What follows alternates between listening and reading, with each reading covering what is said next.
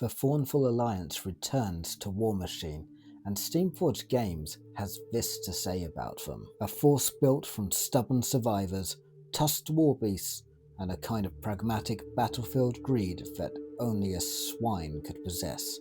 The Pharaoh often asks, "Can we eat it?" before anything else. The Thornfall Alliance is something that I have been quite interested in since I first heard of them. I'm fairly new to the concept of them. However, when I saw the miniature of their emperor, I thought to myself, how cool is this? Emperor Carver is a giant hog, man beast, and he is absolutely brilliant as a model. And one day I will pick him up, absolutely, and get him painted. However, the rest of the Thornfall Alliance seems to have only come as STLs in Steamforged Games kind of printing line that you can subscribe to, and so I was a little bit disappointed that I wouldn't be able to get any more of these pig folk.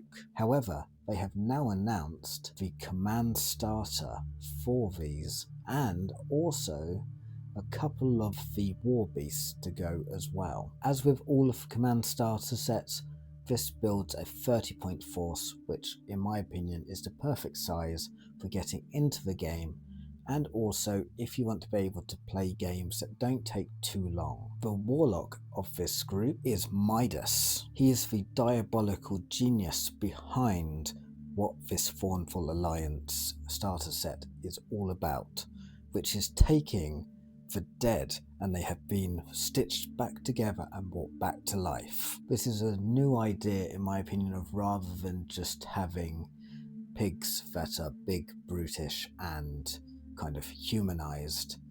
They are now Frankensteinian kind of creatures that have had their body parts picked up off the battlefield and sewn back together. He seems to have been a rival to Emperor Carver, and in a fight he was struck down, but using this new ability that he has, he stitched himself back together and came back fighting, and he did this with his followers as well, which earned him a place at Carver's side. The model itself looks really good. We've got tusks, we've got snouts, we've got armor in the right places. He looks very shamanistic.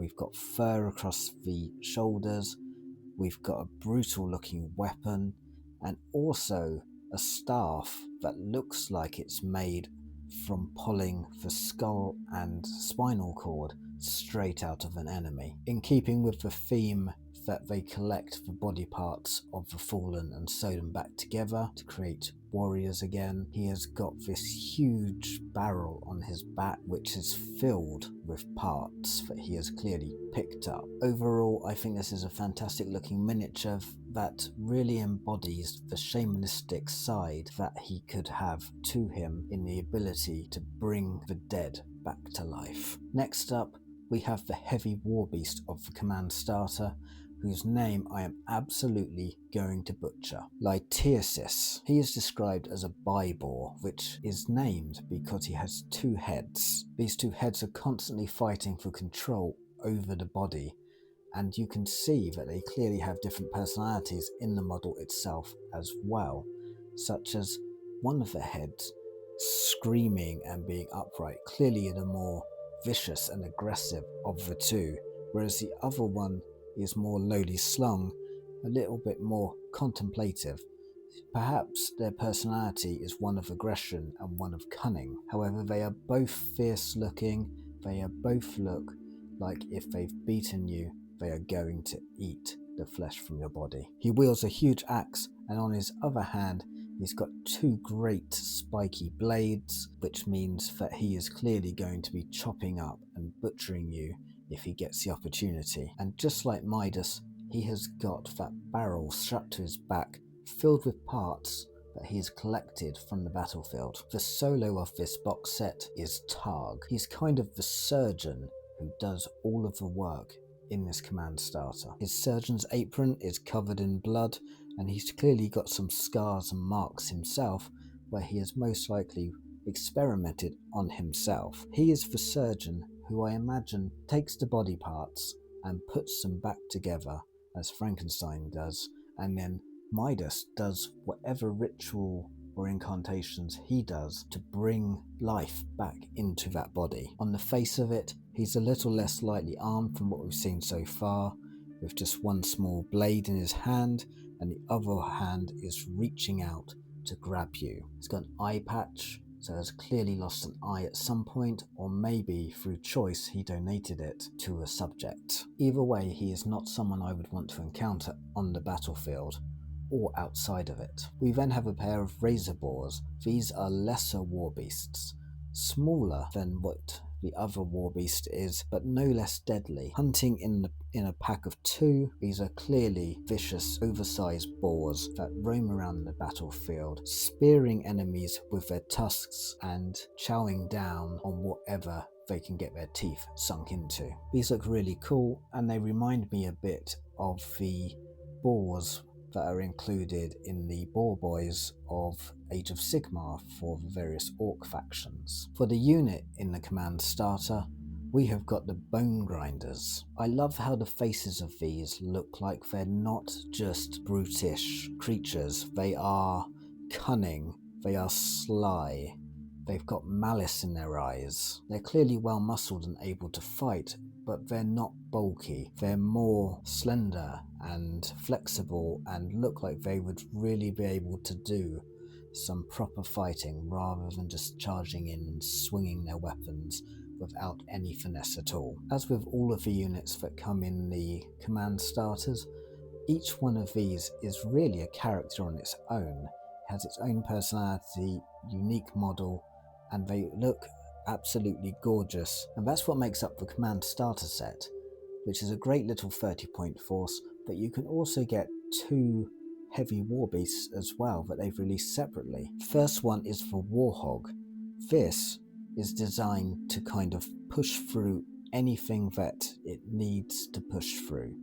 Anything tough, any big units, it can smash them all. You can see that it is clearly stitched together from various parts of other beasts to make one complete whole, and then is augmented with cybernetics and machinery in order to make it even more powerful. The second heavy war beast is the Roadhog.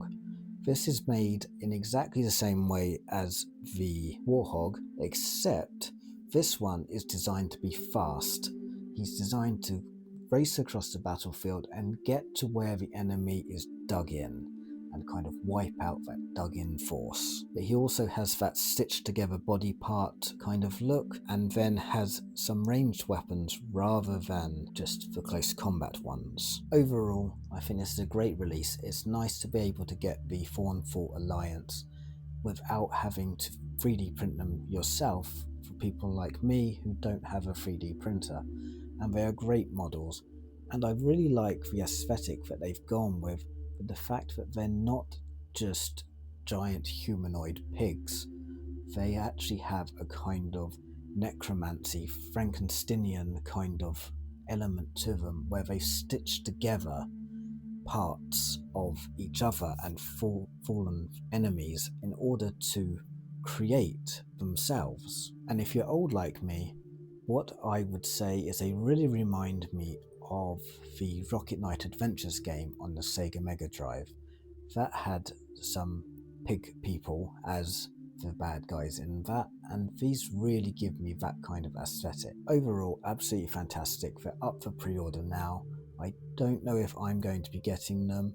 I probably will eventually, but not on the pre-order. Let me know down in the comments what you think. I think these are great. Will you be picking them up? And what do you think of them? What do you think of this kind of more unique concept of stitched together hogs and pigs and boars rather than just a humanoid faction? And I'll catch you guys all in the next video.